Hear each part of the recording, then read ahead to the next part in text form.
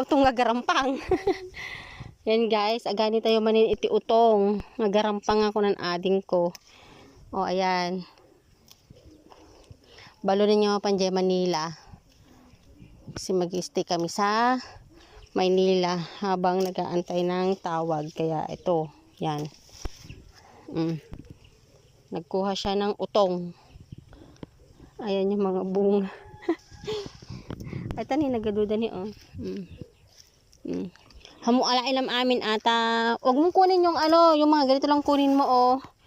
Para pagpunta ko ng 9 sa Maynila. 9 sa Maynila, meron akong babaunin. O di ba? Aray ko. Magkuha tayo ng sitaw. Nagpudot na. Yan oh.